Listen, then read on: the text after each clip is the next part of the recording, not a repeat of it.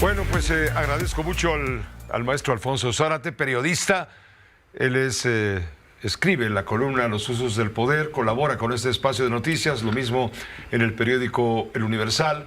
Es el presidente de Grupo Consultor Interdisciplinario, una empresa de análisis de riesgo político, y le agradecemos como siempre el que nos acompaña, normalmente los jueves. Hoy le pedimos extraordinariamente su presencia en lunes. Él aceptó generosamente, lo cual nos llena de júbilo, porque hoy queremos hacer un poco de historia. 2 de octubre, no se olvida. Bienvenido. ¿Cómo estás, Alfonso? Bien, Pepe. Yo creo que lo primero, a propósito de historia, es recordar que fue el año 68 en el mundo. Y yo diría que en el mundo es el año del rock and roll.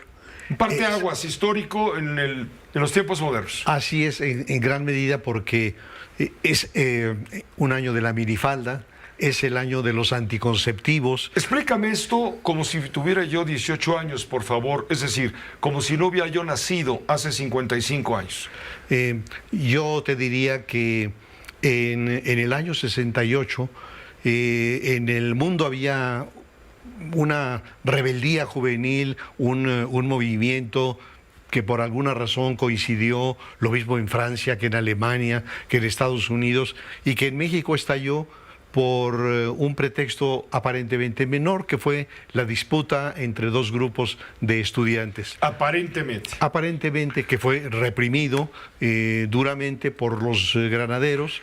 Hay una marcha de protesta por la violencia de la policía y hay una intervención todavía más fuerte, en este caso del ejército, y así irrumpe un movimiento en un México que era muy distinto.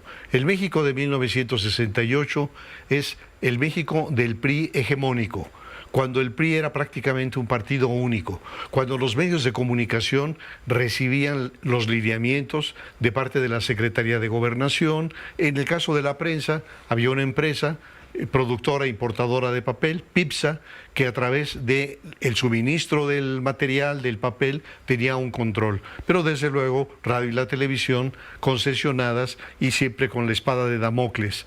En esos años, Emilio Azcárraga, Milmo, presidente de Televisa, se asumía como un soldado del presidente y decía que Televisa era una empresa priista.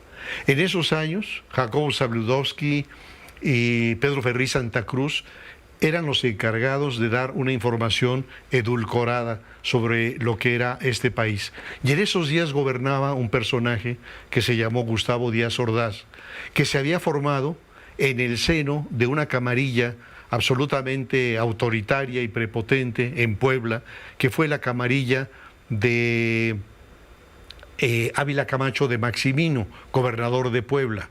Entonces, el presidente Díaz Ordaz hace carrera política como presidente municipal, como diputado, y posteriormente una carrera que lo lleva a la presidencia de la República. Pero la concepción de Díaz Ordaz del poder era un poder omnímodo y un poder que no admitía disonancias y mucho menos críticas.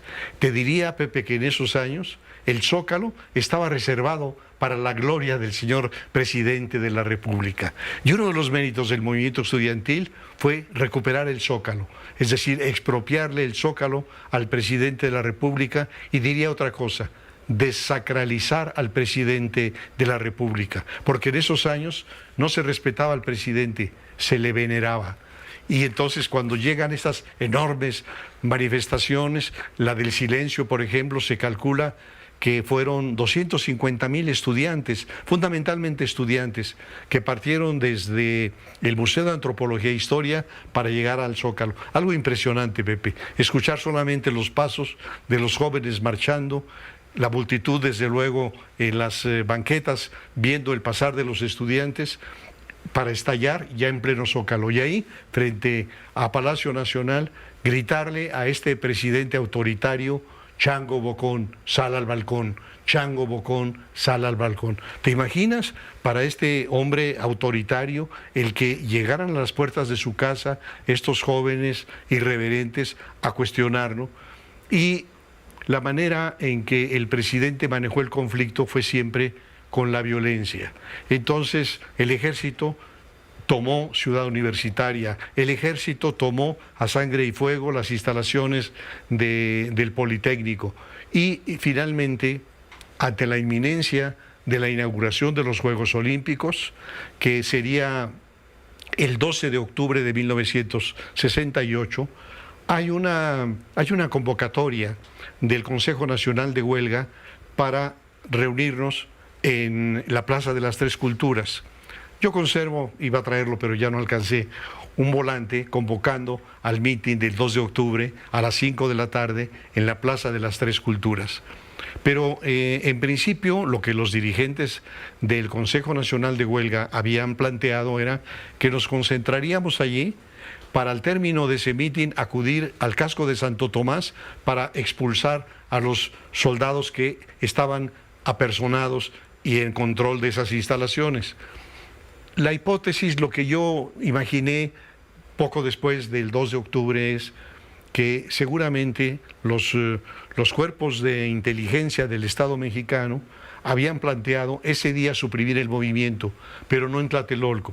Lo que yo imaginé es que iban a esperar a que saliera el contingente de la Plaza de las Tres Culturas, llegar al casco y ahí provocar un enfrentamiento brutal y acabar con el movimiento, con la justificación de que los líderes habían dicho antemano que iban a expulsar a los soldados, lo cual iba a ser una provocación. ¿Qué es lo que modifica esto? Creo yo que en la medida en que empieza a avanzar el mitin, ya se sabía de la presencia de tropas y de jeeps artillados. En esa época yo era trabajador petrolero y era estudiante universitario. El 2 de octubre, junto con queridos amigos míos, decidimos ir al mitin a la Plaza de las Tres Culturas. Salimos de la refinería de Azcapotzalco, la 18 de marzo, hicimos una escala en el mercado de Martínez de la Torre, en la colonia Guerrero, y a la hora en que salimos de ahí caminando a unas 15 calles de la plaza, lo primero que nos sorprendió fue que sobre la calle Mosqueta había una serie de jeeps del ejército artillados. En esos días se podía ver con mucha frecuencia recorrer las calles los jeeps del ejército, pero no artillados. Y en este caso tenían empotrada una ametralladora en la parte de atrás. Eso fue, digamos, al menos para mí, lo primero que me prendió focos de que algo estaba pasando de manera diferente.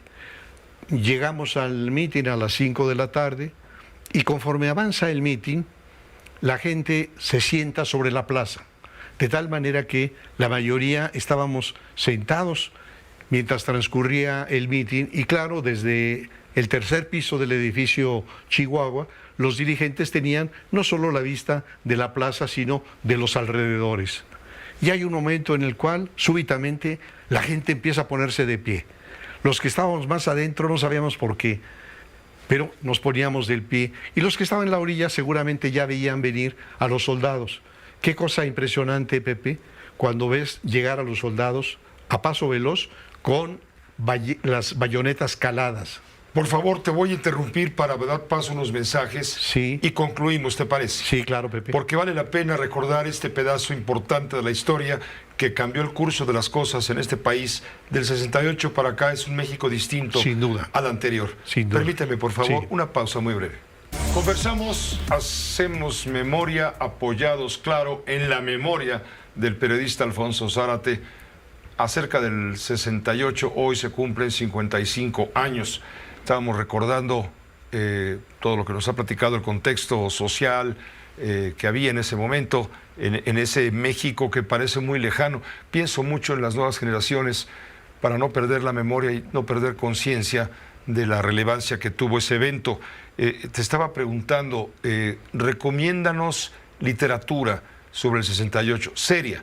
Recomiéndanos películas o documentos visuales del 68, pensando, te digo, en las nuevas generaciones. Un libro espléndido es el del doctor Sergio Cermeño, México, una democracia utópica. Es la tesis de doctorado de Sergio y está prologado por Carlos Monsiváis. ¿Quién también escribió? También escribió Días de Guardar, no Días estoy de seguro Guardar. si es en esa obra. Y luego también Carlos Monsiváis hace el epílogo de las memorias del general García Barragán, que se conocen como libro con el título Parte de Guerra. El prólogo lo hace Scherer y el epílogo lo hace Carlos Monsiváis. Y desde luego que se asomen... Marcelino García Barragán, sí, abuelo de Omar García Harfuch. Abuelo, así es. Y padre de Javier García Paniagua, quien fuera titular de la Dirección Federal de Seguridad y subsecretario de Gobernación en un periodo que fue el corolario del 68.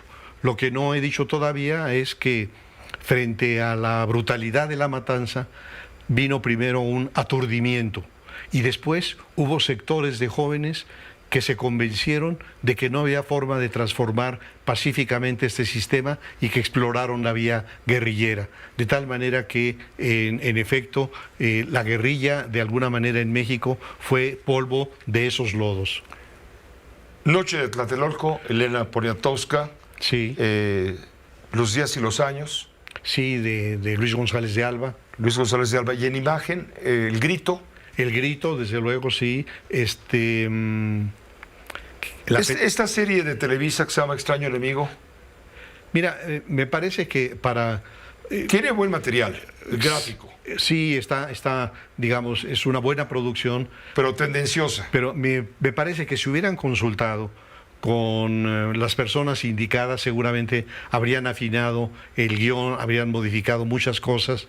En mi opinión y con la información que yo conozco y con lo que yo viví en esos días y en esos años, a mí no me cabe la menor duda de que la represión vino de parte del propio presidente de la República. Es decir, que el presidente Díaz Ordaz le dio instrucciones a su jefe de Estado Mayor Presidencial de actuar, particularmente el 2 de octubre, de ubicar algunos oficiales del Estado Mayor en el edificio Molino del Rey con metralletas y de disparar en contra de los estudiantes. Es un hecho absolutamente criminal, pero yo creo que hay suficiente documentación y en eso apoya mucho la memoria del general García Barragán. Rojo Amanecer, otra película, Rojo Amanecer. María Rojo. Héctor Bonilla. Sí. Y están los documentales de la Universidad Nacional Autónoma de México que se pueden consultar en YouTube. Ahí se pide Tlatelolco o 1968 y recupera además testimonios de actores de ese tiempo, sobre todo exdirigentes estudiantiles. ¿Hemos sabido guardar la memoria del 68? Ya con eso concluimos. Yo creo que sí, pero que quizás hace falta decir que en buena medida la irrupción de distintas iniciativas ciudadanas en la década de los 90, que se van a traducir, entre otras cosas, en la autonomía del Instituto Federal Electoral, los cambios de muy diversa naturaleza en nuestro país que oxigenaron la vida pública, tienen su origen en el 68. Yo creo que esa generación del 68 tiene el enorme mérito, y para decirlo con Carlos Monsiváis, de haber hecho una hazaña del México contemporáneo. Creo que detrás de los cambios positivos en la vida democrática de nuestro país está la insurgencia de esos jóvenes que enfrentaron con gallardía, con responsabilidad, con valentía a un régimen muy opresor. Está pasando más libros para hacer memoria del 68. José Revueltas. Claro. Él fue preso político. Fue preso político, sí. México 68, Juventud y Revolución. Sí, a mí me tocó escucharlo en el auditorio que se llamaba Justo Sierra, unos días antes de que entrara el ejército a la universidad. Está también Historias del 68 del periodista Vicente Leñero. También, claro. En fin, hay mucha literatura. Te agradecemos mucho que nos hayas ayudado a hacer memoria, porque es algo que no debemos perder, pase lo que pase. 2 de octubre no se olvida. Desde luego que no. Hoy voy a ponerte lo que dijo hoy el presidente sobre el 68 y que quien lo escuche saque sus conclusiones, por favor.